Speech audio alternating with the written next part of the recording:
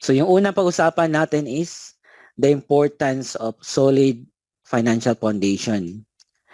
So is your house built on a strong foundation? So paano ba natin malaman na matibay yung bahay, no? So pag dumaan siya sa mga typhoon, earthquake, pag nakatayo pa rin yung bahay natin, so doon mo natin malaman na matibay pala yung bahay natin kasi nakatayo pa rin.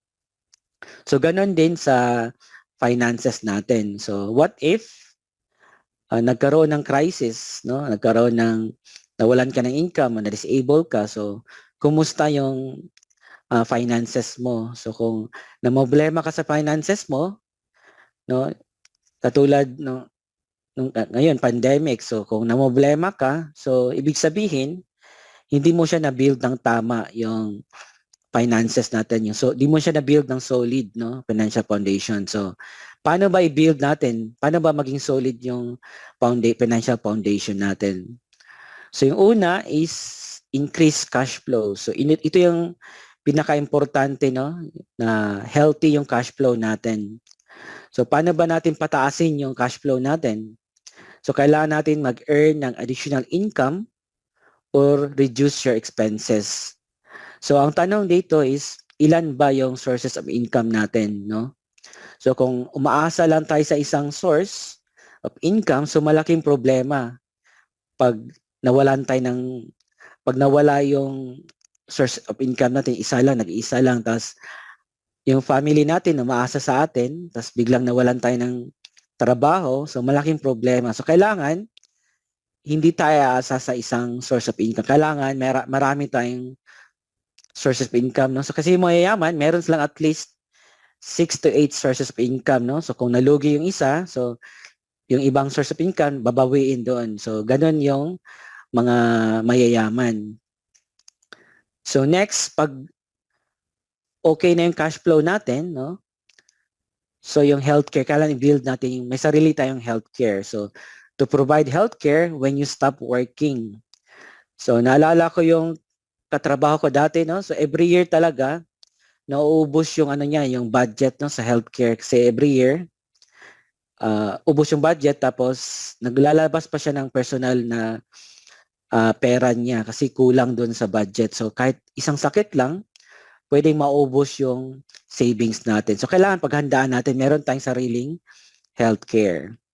Then protection. So what if we die too soon? So who will take care of our family? So importante talaga yung protection, especially no pag wala tayong ipon, wala pa tayong maraming source of income. So mas kailangan natin ng protection. Then eliminate debts. No, kailangan wala tayong bad debts, no? So ito yung sabi dito, debt is a termite that will eat the foundation of our finances. So kailangan matanggal talaga natin yung bad debts natin. Then emergency fund. So kailangan yung fund na to gagamitin lang talaga natin for emergency. So hindi dapat yung pambili natin ng cellphone or kung anong gusto natin, kukunin natin sa emergency fund. So kailangan for emergency purposes lang talaga. Then last na yung investment, no? So to generate income for you when you retire. So letting your money work for you, no? So investment. So akala ko dati investment lang talaga. So dito lang ako naglalagay. So di ko alam na ito pala yung tama na pag-build ng solid financial foundation. So dito ka lang din nalaman, natutunan to sa IMG. So like building a house, build it from the ground up, no? So simula ka talaga dito sa baba, increase cash flow, healthcare protection na pataas. So dati akala ko lang investment lang, no? So weak siya pag dito ka nagsimula tapos wala kang healthcare. So pag nagkasakit ka, so kukunin mo yung pera mo sa investment. So paano pag redeem mo? So down yung market, so lugi ka. So lugi ka, kukunin mo yung mga investment mo. So kailangan dito talaga mataas yung cash flow natin, marami tayong source of income. So may protection tayo, may healthcare, so walang utang. So solid talaga to. So yan talaga yung ano no, yung magandang priority yung cash flow. So kahit kami mag-asawa, so dito talaga kami nag-focus kala matibay yung cash flow natin. Kasi madali na lang yan sa taas. So kami, meron na kaming healthcare, so wala kaming utang na may emergency fund. So yung pera namin, so papunta na dito, investment, no?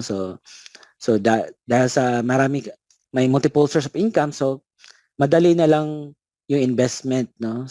Dahil dito sa IMG, so nakabili kami ng bahay, no? And bahay at lupa. So dahil na-build namin ng tama and okay yung cash flow. So sino ba talaga yung makakatulong sa atin para i-build, no, yung solid financial foundation natin? Yung A ba, yung mga bangko, broker, agent, no?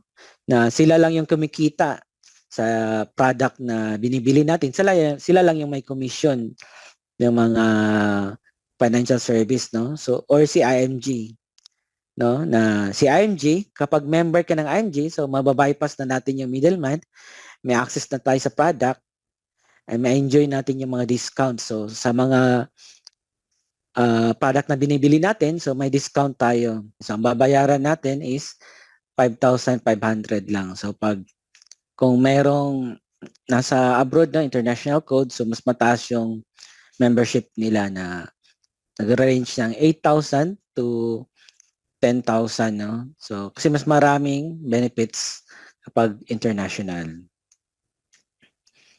So be your own money manager, no? So kapag naging member tayo, so pwede na nating simulan, no?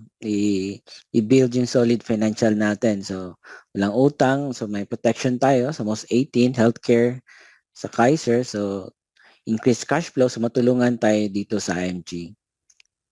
So kapag member na tayo ng IMG, so one-stop shop, may direct access na tayo sa healthcare, life insurance, investment, no? So lahat may direct na. So to summarize, so tatlong ilan talaga. Ang una is education. So marami tayong mga workshops, mga training, no, from other coaches, mga other mentors. So maraming mentors dito. Then pag natuto tayo, sa execute agad natin. So meron tayong mga product para kailangan natin product para magawa natin yung mga investment natin, mga healthcare natin. So maganda sa IMGC may direct access na agad, no? So hindi lang puro aral lang. So kailangan i-apply natin yung natutunan natin. Then yung pinakamaganda is yung entrepreneurship. So nakita natin kanina ng mission na no family left behind. No? So kailangan pag natuto tayo, i-share din natin sa family natin, mga kaibigan natin para matuto din sila at masimulan din nilang i-build yung solid financial foundation. So hindi lang nag-stop sa atin, no? Kailangan ma-share natin sa pamilya na, especially no, sa family natin. To know more about IMG at para makita mo ang membership benefits, pwede kang pumunta sa bit.ly/enroll in IMG. Again, ang IMG membership ay 5,500 kung ikaw ay nasa Pilipinas at around 10,000 pesos pag international. Kung may question ka, i-message mo lang ako sa Facebook, Roan Celis Capistrano. Ang messenger link ko ay bit.ly/RoanFB. Pwede mo rin akong i-email sa roan.capistrano@gmail.com.